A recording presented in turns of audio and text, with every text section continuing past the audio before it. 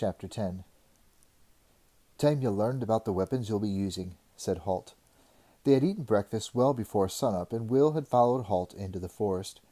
They'd walked for about half an hour, with the ranger showing Will how to glide from one patch of shade to the next, as silently as possible. Will was a good student in the art of unseen movement, as Halt had already remarked, but he had a lot to learn before he reached ranger standard. Still, Halt was pleased with his progress. The boy was keen to learn, particularly when it was a matter of fieldcraft like this. It was a slightly different matter when it came to the less exciting tasks like map reading and chart drawing.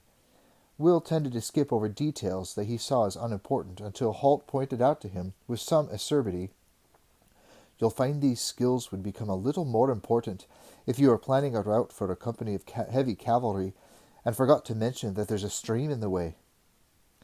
Now they stopped in a clearing, and Halt dropped a small bundle that had been concealed beneath his cloak. Will regarded the bundle doubtfully.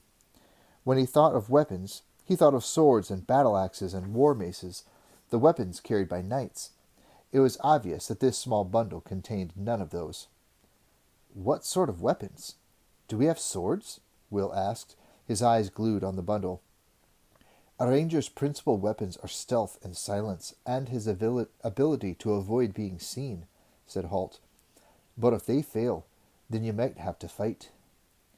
"So then we have a sword?" Will said hopefully. Halt knelt and unwrapped the bundle. "No. Then we have a bow," he said, and placed it at Will's feet. Will's first reaction was one of disappointment.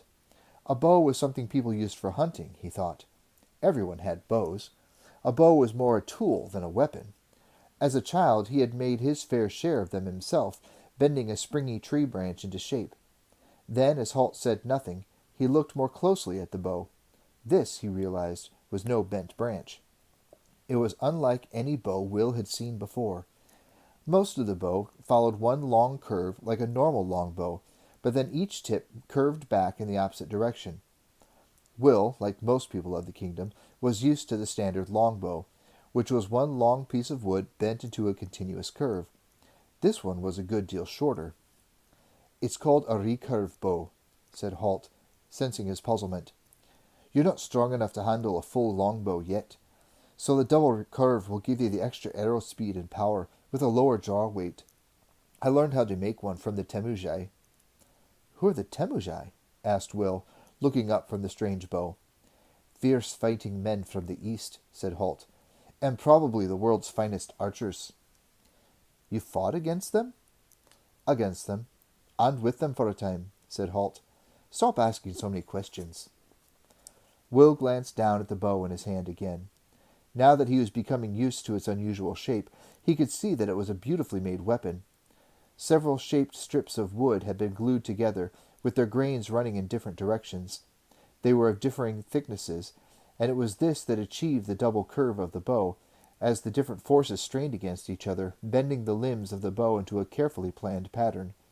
Maybe, he thought, this really was a weapon after all. "Can I shoot it?" he asked. Halt nodded. "If you feel that's a good idea, go ahead," he said. Quickly, Will chose an arrow from the quiver that had been in the bundle alongside the bow and fitted it to the string. He pulled the arrow back with his thumb and forefinger, aimed at a tree trunk some 20 meters away, and fired. Whack! The heavy bowstring slapped against the soft flesh on the inside of his arm, stinging like a whip. Will yelled with pain and dropped the bow as if it were red hot.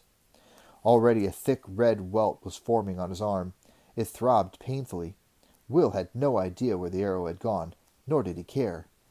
"That hurt," he said, looking accusingly at the ranger. Halt shrugged.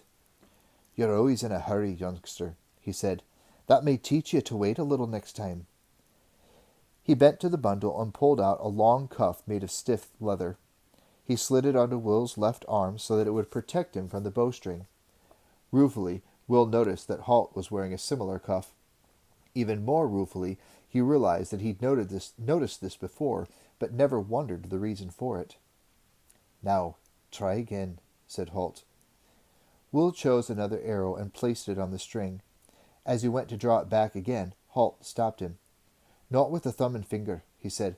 Let the arrow rest between the first and second fingers on the string, like this." He showed Will how to nock. The notch on the butt end of the arrow actually clipped into the string and held the arrow in place. Then he demonstrated how to let the string rest on the first joint of the first, second, and third fingers, with the first finger above the nock point and the others below it. Finally, he showed him how to allow the string to slip loose so that the arrow was released. "That's better," he said. And as Will brought the arrow back, continued, "Try to use your back muscles, not just your arms. Feel as if you're pushing your shoulder blades together." Will tried it, and the bow seemed a little easier to draw. He found he could hold it steadier than before. He fired again. This time he just missed the tree trunk he had been aiming for. "You need to practice," said Holt. "Put it down for now." Carefully, Will laid the bow down on the ground. He was eager now to see what Holt would produce next from the bundle. "These are a ranger's knives," said Holt. He handed Will a double scabbard, like the one he wore on his left-hand side of his own belt. Will took the double scabbard and examined it. The knives were set one above the other. The top knife was shorter of the two. It had a thick, heavy grip made of a series of leather discs set one above the other. There was a brass crosspiece between the hilt and the blade, and it had a matching brass pommel. "Take it out," said Holt. "Do it carefully." Will slid the short knife from the scabbard. It was an unusual shape. Narrow at the hilt, it tapered out sharply, becoming thicker and wider for 3 centimeters of its length to form a broad blade with the weight concentrated toward the tip. Then a steep reverse taper created a razor-sharp point. He looked curiously at Holt. "It's for throwing," said the ranger. "The extra width at the tip balances the weight of the hilt, and the combined weight of the two helps drive the knife home when you throw it. Watch." His hand moved swiftly and smoothly to the broad-bladed knife at his own waist. He flicked it free from the scabbard, and in one smooth action sent it spinning toward a nearby tree. The knife thudded home into the wood with a satisfying "fuck." Will looked at Holt, impressed with the ranger's skill and speed. "How did you learn to do that?" he asked. Holt looked at him. "Practice."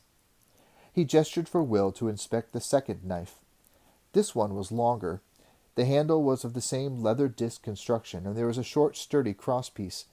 The blade was heavy and straight, razor-sharp on one side, thick and heavy on the other. "This is in case your enemy gets to close quarters," said Holt. "Although if you're any sort of an archer, he never will. It's balanced for throwing, but you can also block a sword stroke with that blade. It's made of the finest steelsmiths in the kingdom. Look after it, and keep it sharp." "I will," the apprentice said softly, admiring the knife in his hands. "It's similar to what the Scandians call a sax knife," Holt told him. Will frowned at the unfamiliar name, and Holt went on to explain further. "It's both a weapon and a tool. A sea-axe, originally. But over the years the words sort of slid together to become sax, mind you," he added. "The quality of the steel on ours is a long way superior to the Scandian ones." Will studied the knife more closely, seeing the faint blue tint in the blade, feeling the perfect balance. With its leather and brass hilt, the knife might be plain and functional in appearance, but it was a fine weapon, and Will realized far superior to the comparatively clumsy swords worn by Castle Redmont's warriors.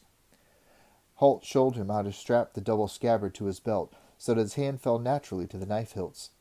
"Now," he said, "all you have to do is learn to use them. And you know what that means, don't you?" Will nodded his head, grinning. "A lot of practice," he said.